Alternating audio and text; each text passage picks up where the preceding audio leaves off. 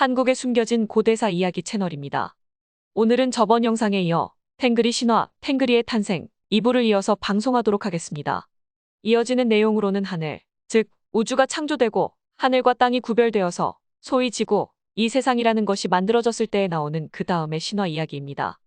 여기 보면 하늘과 땅을 구분하여 각자의 역할을 하게 만든 다음 탱그리는 후손들을 번영시키기 위해 스스로의 몸을 분열하여 수컷과 암컷으로 분리했다.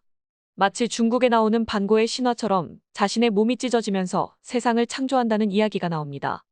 사실 중국 신화에 나오는 반고도 중국인이 아니라 중앙아시아인입니다. 이렇게 지구를 창조하고 우주를 창조하는데 신이 자신의 몸을 찢어서 창조된다는 이야기는 일맥상통하게 연결되어 있음을 알 수 있습니다. 이러한 이야기는 바이킹 신화에서도 마찬가지로 나타납니다. 그 다음에 이때 분리된 여성 탱그리를 우마이 탱그리라고 한다. 우마이 탱그리는 수메르산의 구석에 수트콜이 있는 하늘산 자락의 경사면에 살았다. 여기 우마이 탱그리에서 탱그리라는 건 신을 상징하고 우마이는 어머니, 아즈마이라고 하죠. 우리나라의 아줌마와 어머니 같은 것 같습니다. 즉, 우마이 탱그리라는 건 엄마입니다. 여성의 신을 이야기하는데 우마이 탱그리는 수메르산의 우유호수가 있는 하늘산 자락의 경사면에 살았다고 한다. 여기서의 수메르는 메소포타미아의 수메르를 얘기하는 것이 아니라 오늘날 카자흐스탄과 중국 국경에 있는 한 탱글이라는 산을 의미합니다. 그래서 이 수메르라는 이름은 여러 군데 있습니다. 제가 생각하는 수메르의 가장 오래된 산 이름은 인도와 중국 국경에 있는 카일라스 산입니다. 신성한 산이라고 해서 불교에서는 보통 수미산이라고 묘사하는데 이 수미산이라는 이름이 수메르산의 한자 표기일 것입니다. 이 산을 신성시 여기는 건 불교만이 아니라 자이나교, 마니교, 힌두교 등등의 종교에서 모두 카일라스 산을 신성시 여기는 것을 알 수 있습니다. 그런데 제가 왜 수미산을 수메르산이라고 생각하냐면 한자 표기를 할 때 알발음이 안 되기 때문에 생략하는 현상 때문입니다. 그래서 게세르하는 중앙아시아 왕의 호칭인데 게세르하는 신라에서는 르 발음이 안 되니까 거서간, 그리고 중국의 동북 삼성의 만주는 원래 만주르라고 하는데 르가 안 되니까 르 빼고 만주라고 부릅니다. 그래서 수메르산도 르 발음이 안 되니까 르를 빼고 수미산이라는 식으로 불리게 된 것이 아닐까 생각합니다. 따라서 가장 먼저 생긴 수메르산은 카일라스산이고 그 다음에 생긴 것이 여기서 나오는 한 탱그리산, 그 산을 수메르라고 부른다는 이야기가 그 다음에 나오는 게 아닌가 싶습니다. 이것이 메소포타미아에 가서 수메르 문명이라는 이름이 생기기도 하고 그리고 우리나라 한반도에서는 우두산과 관련이 있다고 생각합니다. 소우자의 머리두자. 저는 이 우두산을 그대로 훈독으로 읽어서 소머리산으로 보고 있습니다. 소머리, 즉 수메르죠. 그 다음에 수트콜. 수트라는 말은 카자거로 우유라는 소리이고 콜이란 말은 호수입니다. 그러니까 우유호수라는 말이지요. 그런 우유호수가 있는 하늘산 자락에 탱그리가 살았다는 말이 나오는데 이건 신이 아니라 무당일 겁니다. 그러니까 한탱글이라는 산에 여자 무당이 살았다는 얘기일 겁니다.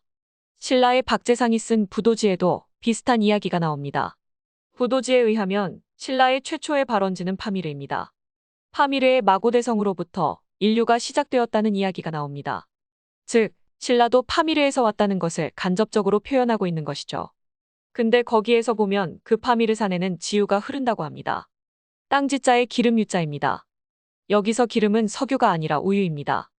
지모신의 젖이 흐른다라는 표현이 있습니다. 이게 무슨 말일까요? 중앙아시아를 가보면 알 수 있는데 파미르산에서 내려오는 물의 상당 부분이 석회수입니다. 하얗습니다. 그래서 고대인들은 이런 석회수를 보면서 이것을 땅의 지모신, 땅의 여신이 흘려보내는 젖이라고 생각한 게 아닌가 추정합니다. 우리나라에 있는 부도지의 지유라는 표현이 바로 여기서도 나오는 수트콜, 즉 우유호수에서 나오는 물을 상징하는 것 같습니다. 그래서 우리나라 기록과 고대 탱그리 신화의 기록이 얼추 비슷하죠. 장소는 파미르. 그리고 밤하늘에는 하얀 별들의 길이 있는데 이를 쿠수졸이라고 부르며 우마이 탱그리의 저지라고 부른다. 탱그리는 가장 높은 신이며 다른 신들은 육신이 없는 영의 형태로 자유의지로 우주에 존재한다. 탱그리는 모든 인간을 창조했으며 지상의 모든 인간들을 내려다보며 그들의 생활을 관찰한다. 여기서 우마이 탱그리의 젖은 은하수를 말합니다. 우리는 은하수라고 해서 물 숫자를 씁니다. 하지만 영어로는 밀키웨이, 즉 젖길이라고 부릅니다. 우유의 길. 이러한 차이는 아마 문화의 차이 때문에 그런 것 같습니다. 즉, 우리는 농경민족이 되었기 때문에 우리에게 있어서는 가축이 별로 없습니다. 우유를 잘 안 마시지 않습니까? 그러다 보니까 우리는 물이라고 해석하고 유목민족들은 초원에서 물을 구하기 어려우니까 저지라고 표현한 것 같습니다. 재미있는 부분은 은하수를 쿠수졸이라고 부른다는 겁니다. 그러니까 하늘의 별들이 많이 모여서 하얗게 보이는 것을 저지라고도 표현하지만 새의 길이라고도 표현을 합니다. 고대인들의 무덤을 보면 새를 타고 있는 신선들의 모습이 많이 있는데 고대인들은 사람이 죽으면 그 새를 타고 하늘로 승천한다고 믿었습니다. 즉, 어디로 가느냐? 쿠수졸과 새의 길, 즉 새를 타고 하늘을 날아서 북극성으로 돌아간다고 믿었습니다. 하늘에서 내려올 때도 새를 타고 내려오죠. 북극성으로부터 새를 타고 지상으로 내려와서 인간의 영혼이 육신을 갖고 태어난다고 믿었습니다. 여기서 비롯되어 만들어진 서양의 민간 신화 이야기가 바로 펠리칸입니다. 펠리카나가 아이를 주둥아리에 실어서 하늘로부터 내려와 집에다가 아이를 놓고 간다는 이야기가 있습니다. 이런 이야기가 나오게 된 배경이 바로 저것입니다. 물론 죽었을 때도 마찬가지로 태워서 하늘로 승천.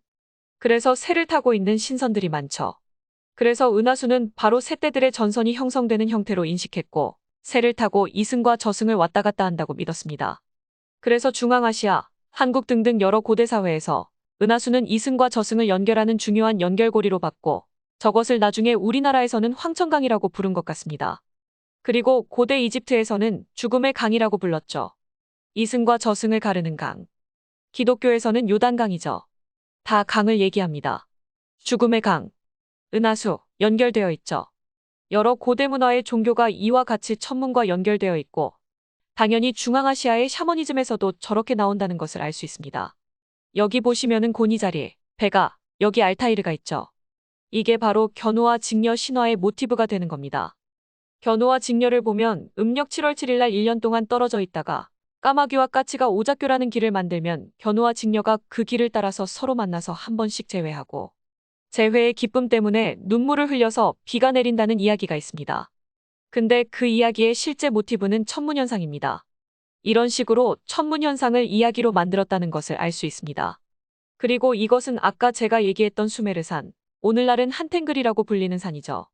굉장히 높습니다. 실질적으로 저곳을 가려면 만년설이 있는 곳이기 때문에 준비를 단단히 해야 합니다. 탱그리 신화 전설에 의하면 저 수메르산 중턱쯤 어딘가에 수트콜, 즉 석회수 호수가 있고 그 근처에 우마이 탱그리가 살았다고 하니까 저기에는 고대 샤먼들이 만들어 놓은 작은 종교 도시나 어떤 유적이 있을 가능성이 있기 때문에 저도 한번 가서 찾아보고 싶습니다. 오늘은 이것으로 탱그리 신화, 즉 우주의 탄생과 지구의 탄생에 대한 일반적인 이야기를 해보았습니다. 다음 방송은 탱그리 신화 3부로 인간의 창조에 관한 영상으로 찾아뵙겠습니다. 끝까지 시청하여 주셔서 감사합니다. 구독과 알람 버튼도 부탁드립니다.